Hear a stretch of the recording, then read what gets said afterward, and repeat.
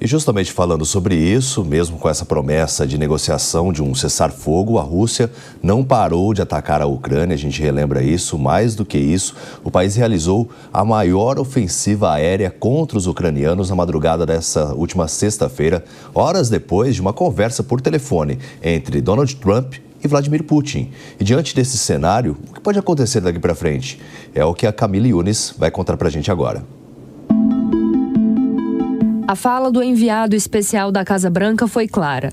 Nas negociações entre Rússia e Ucrânia, é Moscou quem tem freado um acordo de cessar-fogo. O Kremlin foi rápido em rebater. No dia seguinte, o governo negou todas as acusações. Disse cumprir com todos os acordos e agradeceu aos americanos pela ajuda nas conversas de paz. As declarações vêm em um momento delicado do conflito. No mês de junho, a Rússia intensificou bombardeios e disparou o maior número de drones de longa distância do tipo Shahed contra o território ucraniano. Ao todo, foram 5.438 drones, quase 37% a mais que no mês anterior. E se, por um lado, os Estados Unidos podem estar culpando a Rússia, por outro, o país também aumentou a pressão sobre a Ucrânia.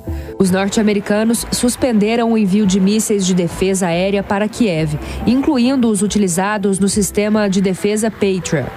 A alegação do Pentágono é de que os estoques americanos estariam baixos, o que impossibilitaria novos envios. A Ucrânia não gostou e afirmou que a medida fortalece a ofensiva russa na região. Na avaliação dos Estados Unidos, a medida pode ser um acelerador para o fim da guerra.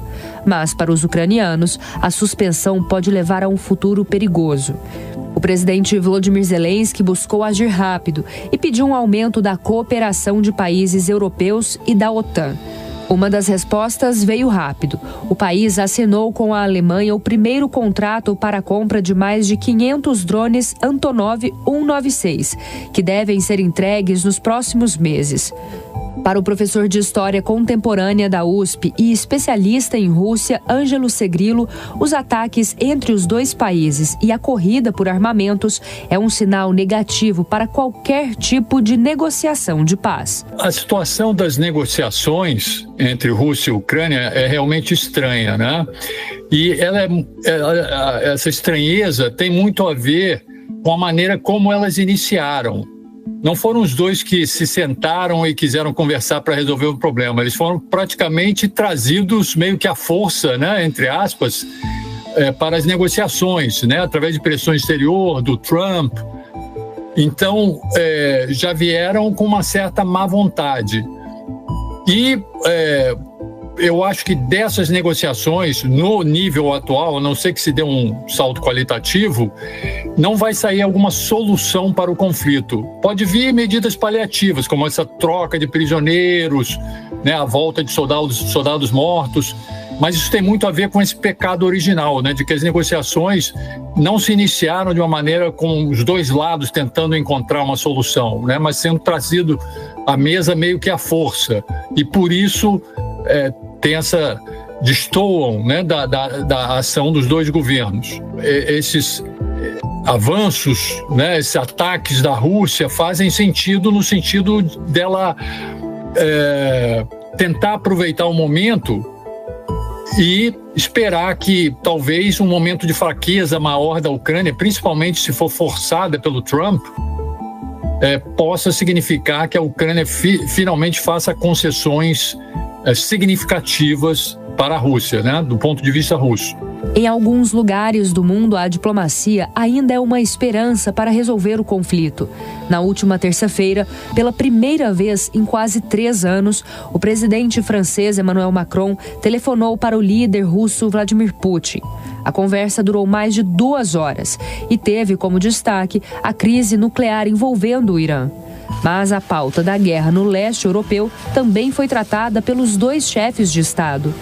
Do lado da Rússia, a resposta foi direta. O país acusa o Ocidente de ignorar os interesses de segurança locais, criar uma ponte anti-russa na Ucrânia e alimentar o governo de Kiev com armas para combate.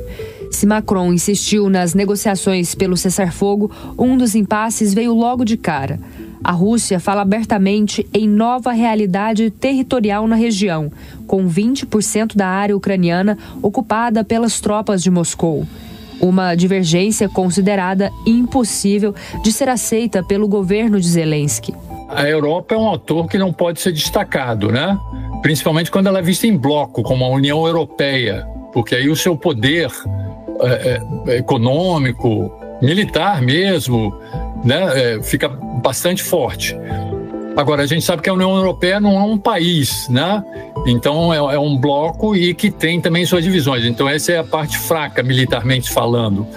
Mas ela tem um peso grande e, na verdade, as esperanças da Ucrânia nesse momento estão mais com a Europa do que com os Estados Unidos, porque os Estados Unidos certamente se mostram um parceiro não confiável, né? Basta ver as últimas notícias de que eles não vão entregar armas que já tinham sido acordadas com a Ucrânia. Então a Europa, apesar de não ter o mesmo poderio econômico dos Estados Unidos e muito menos um poderio militar, ela é economicamente e militarmente também forte e pode dar uma lifeline, né, para a Ucrânia. Então a Europa sim pode ter um papel forte nesse momento que o Trump vacila em relação a isso, principalmente porque a Europa já passou por guerras e muitos daqueles países tendem a tomar a situação da Ucrânia para si. Né, os países do Báltico é uma crise existencial a questão da Ucrânia, é quase como se fosse uma guerra deles mesmo. No fundo, a Rússia se contentaria com esses 20% acrescidos de alguns outros territórios para consolidar mais aquelas 4 regiões que ela incorporou, segundo sua Constituição, ao seu território. Depois de 3 anos de afastamento, a sinalização da retomada de conversas entre Vladimir Putin e um líder europeu pode ser um passo importante para o fim da guerra. Mas a crise de confiança pode ser ainda mais decisiva e fazer com que um acordo fique cada vez mais difícil de ser realizado. Pois é, quando a gente enxergava alguma possibilidade de resolução no conflito dessa guerra, que já caminha aí para desde 2021, né, José Maria Trindade. E agora a gente vendo mais uma escalada da violência, de ataques, principalmente depois dessa ligação entre Donald Trump e o Vladimir Putin. Pois é, David, eu tenho até uma certa dificuldade de chamar isso de guerra, né? Isso aí foi uma invasão, a Rússia invadiu a Ucrânia em busca de território, ocupar uma área nobre, e é difícil de encontrar uma paz, porque, na verdade, seria uma situação muito complexa. A Ucrânia cederia parte importante do seu território e também um governo, porque uma das exigências para a paz seria formar um governo na Ucrânia pró-Rússia, né? O que é muito complicado. E esse conflito acaba gerando ali uma instabilidade muito grande na região.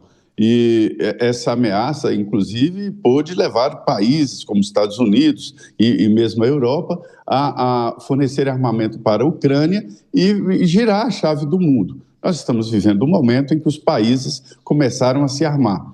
A corrida armamentista é real, é visível, e uma situação que nós pensávamos que já estava estabilizada, que ninguém iria investir tanto em arma como estamos fazendo agora. Então, assim, foi um conflito importante que mudou o eixo ali do pensamento mundial, e a gente imaginava ali que seria uma guerra rápida mesmo. O Vladimir Putin entendia que seria uma ocupação rápida, sem defesa, e o que aconteceu foi exatamente o contrário. Uma reação inesperada da Ucrânia, com apoio ali do leste europeu. Então, isso tudo provocou esse prolongamento, uma guerra longa demais, e a Ucrânia não vai sair arrasada, ela já está arrasada, os custos são altos demais. E diz o Zelensky que o presidente norte-americano Donald Trump foi humilhado publicamente, né? Porque momentos depois da conversa com Putin, ele fez um ataque sem precedentes sobre a Ucrânia, né? Então é uma guerra que parece um conflito regional, mas que acabou atingindo a economia do mundo inteiro e também o debate político internacional sobre o início e fim de guerra, né? De como começar e como terminar. Isolamento econômico, diplomacia, o trabalho da ONU, do presidente dos Estados Unidos, jogo da luz. Nada disso conseguiu fazer com que um acordo houvesse ali entre os dois países, né? Existe hoje um país, China, Estados Unidos, ou a própria ONU, capaz de fazer com que esses dois países sentem à mesa e tratem isso de uma forma diplomática e dê fim a esse confronto?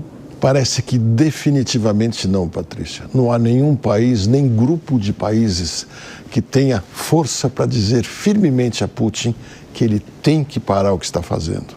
E Putin deixou muito claro, ele quer a parte que já tomou da Ucrânia, não abre mão e principalmente não aceita que a Ucrânia, mesmo depois da invasão de tudo que tenha perdido, se organize para ter uma defesa segura daí para frente. Ou seja, ele dá claros sinais que no momento que o Ocidente se distrair, ele invadirá um pouco mais ainda a Ucrânia e assim por diante.